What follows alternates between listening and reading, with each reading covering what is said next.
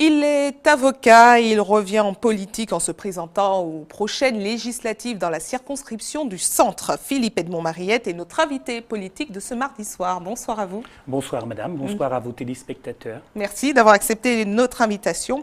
Alors, vous avez déjà été député entre 2003 et 2007. Qu'est-ce qui a marqué votre mandature? Quel a été votre rapport concret pendant ces 4 années déjà? Alors je crois qu'on peut dire que ma mandature a été marquée par un problème qui est toujours existant et qui est celui du chlordécone, que les Martiniquais connaissent bien et qui continue d'ailleurs encore aujourd'hui à empoisonner la vie de nos agriculteurs, mais surtout la santé des Martiniquais. Et j'estime que cette question-là, aujourd'hui, n'est pas totalement réglée et qu'elle mérite qu'elle soit de nouveau portée. D'ailleurs, vous avez commencé votre JT de ce soir en posant le problème de la santé publique à la Martinique et la situation des hôpitaux. Je ne peux pas me désintéresser de cette question-là. On dit que la santé a un prix, n'a pas de prix, pardon, elle a un coût, c'est vrai, mais aujourd'hui, on assiste à un véritable démantèlement de l'hôpital public à la Martinique. Ceci n'est pas acceptable, madame. Alors, suite à votre échec en 2007, vous ne vous êtes pas représenté en 2012. Alors, qu'est-ce qui vous a donné envie de vous relancer dans la politique 10 ans plus tard? Alors, il faut dire que je suis actuellement conseiller économique et social. Et je ne pensais pas revenir dans la politique active, mais il y a eu, ces dernières semaines, et depuis d'ailleurs quelques mois, une pression très forte, à la fois d'amis, de tous bords politiques. On et vous puis a appelé de à vous citoyens, oui, qui, au gré de mes rencontres, me disaient « Philippe, attends, tu as vu la situation grave que la France traverse aujourd'hui? Tu as vu celle de la Martinique, les difficultés de nos collectivités locales, le manque de moyens financiers dont dispose la collectivité territoriale de Martinique. On a besoin aujourd'hui de personnes, d'expérience, compétentes et en capacité de porter notre voix à Paris pour obtenir tous nos droits. » Et fort de ce constat-là, fort aussi des soutiens que j'ai pu recueillir ici ou là, j'ai donc accepté de revenir et je me présente aux législatives de juin 2017. Alors justement, vous vous présentez, en 2012, vous aviez appelé à voter pour Alfred Marie-Jeanne. Aujourd'hui, vous vous présentez face à l'un des candidats qu'il soutient envers et contre tout, Fabrice Dunon. Expliquez-nous pourquoi. Non, alors, je vais vous dire tout simplement, tout le monde a le droit de se présenter. Ce candidat-là, comme d'autres. Au contraire, moi je pense qu'il faut proposer aux électeurs de la circonscription du Centre Atlantique, qui regroupe les villes du Robert, du Gros-Morne, de Trinité, du François et du Lamentin, eh bien de choisir parmi l'ensemble des candidats qui leur sont proposés. Moi, comme atout, je leur offre à la fois, bien entendu, mon expérience. Je suis un homme de dossier, tout le monde le sait. Mon métier d'avocat me prédispose peut-être à mieux appréhender la confection de la loi, puisque à l'Assemblée nationale, nous sommes des législateurs. Mais surtout, je crois que par le parcours que j'ai eu dans la vie associative, dans la vie sportive, et puis le parcours politique qui a été le mien, je sais entendre la parole des plus humbles. Mais aujourd'hui, quels sont vos rapports avec Alfred Marie-Jeanne? Est-ce que vous lui avez demandé de vous soutenir pour vous rendre l'appareil? Alfred Marie-Jeanne, vous l'avez rappelé tout à l'heure, a dit qu'il soutenait quelqu'un d'autre. Il n'est pas question pour moi... Mais vous ne l'avez pas rappelé que vous avez appelé à voter pour lui et que c'était le moment de renvoyer l'ascenseur ou quelque chose comme ça? Non, parce que je ne crois pas qu'en politique, il faille parler de renvoi d'ascenseur. Vous savez, si dès lors qu'Alfred Marie-Jeanne disait « je propose tel candidat, la personne était élue », on aurait eu des maires du MIM dans toutes les communes de Martinique. Or, lui, quand il se présente à certaines élections, il va battre certains maires dans leurs communes. Je ne crois pas qu'il faille poser le problème en ces termes-là. Ce qu'il faut se dire aujourd'hui, c'est que la Martinique a besoin de femmes et d'hommes compétents pour qu'à Paris, notre voix soit entendue et soit mieux portée. Notre jeunesse est en souffrance. Notre hôpital public est en grosse difficulté. Nos collectivités locales manquent singulièrement de moyens financiers parce que les dotations de l'État se raréfient. Il faut donc aujourd'hui que nous mettions en place un nouveau logiciel pour faire en sorte que notre jeunesse puisse avoir un parcours balisé, que nos entreprises puissent disposer des moyens et de l'environnement leur permettant de vivre et de se développer, et puis faire en sorte que nos aînés soient mieux protégés. Et je pense que cet engagement-là, je suis en capacité de le porter, et j'ai une prétention, c'est celle sans doute de penser que je peux le faire, mieux que les autres candidats qui vont être mes adversaires lors de la législative de juin 2017. Alors, on a parlé de Fabrice Dunon, mais il y a en tout bien 9 autres candidats. Quels sont ceux qui vous semblent les plus redoutables? Alors, je vous répondrai par une boutade, je vous dirai Tous, ils sont redoutables. Simplement parce que c'est l'électeur qui choisit et qui décide.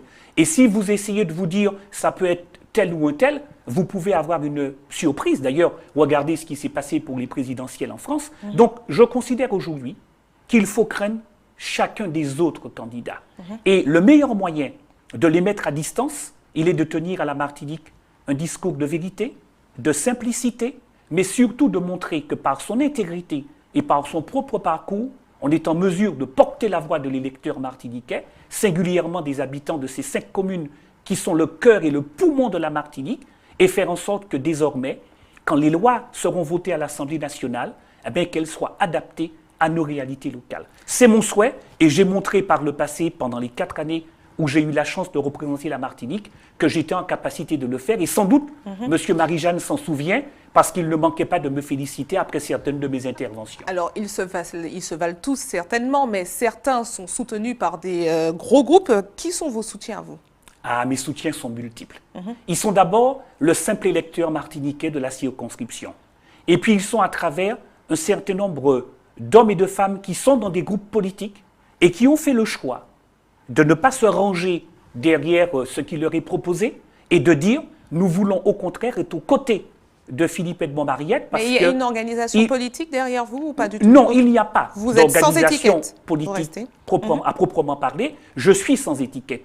Mais au contraire, je conçois ça aujourd'hui comme une vraie richesse. Mais parce au sein de l'Assemblée nationale, vous siégerez dans quel groupe? Je vais vous répondre. C'est à la fois une liberté, mais c'est aussi une qualité première. Alors à l'Assemblée nationale, Madame Doré, attendons de voir ce qui va se passer.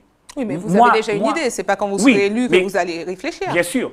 Je n'étais pas dans le groupe des socialistes en 2003. Je n'étais pas non plus dans le groupe de l'UMP, puisque ce n'était pas encore les Républicains.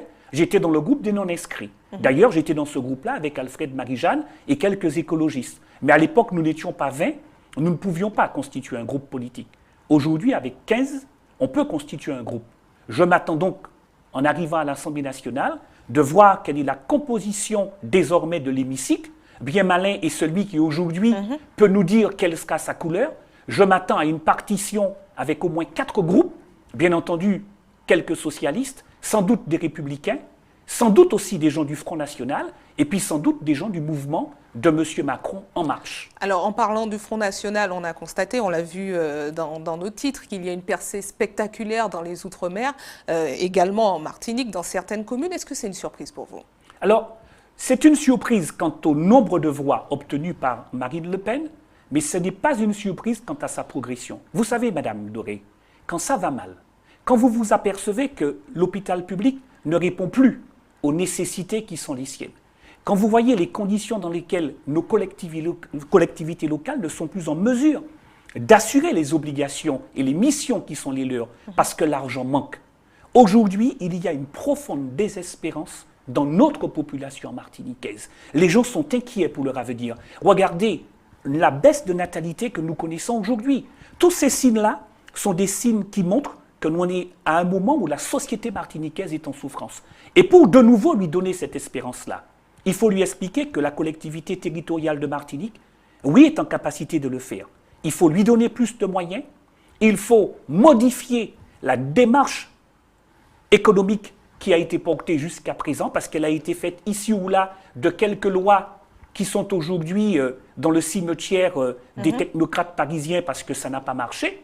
Et on s'aperçoit que nous avons besoin que notre tissu économique soit renforcé. C'est la condition pour développer l'emploi. Quelles seront vos priorités? Alors, mes priorités, c'est bien entendu l'hôpital public. Je rappelle d'ailleurs que j'ai été président du conseil de surveillance de l'hôpital du Lamentin, au moment d'ailleurs de la fusion. Donc, c'est une problématique que je connais bien, même si je me nourris quotidiennement des réflexions des uns et des autres sur le sujet. Deuxièmement, s'agissant de la question du développement économique, c'est une question qui est pour moi très importante.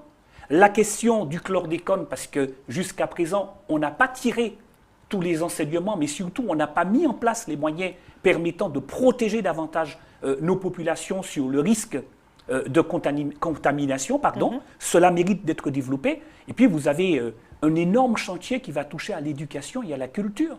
Et je dis et je répète partout où je passe que donner de l'éducation, donner de la culture à nos enfants, mais c'est les armer pour l'avenir. Quand on partage avec les autres de la culture, c'est la seule chose que l'on donne sans s'appauvrir, mais en enrichissant l'autre.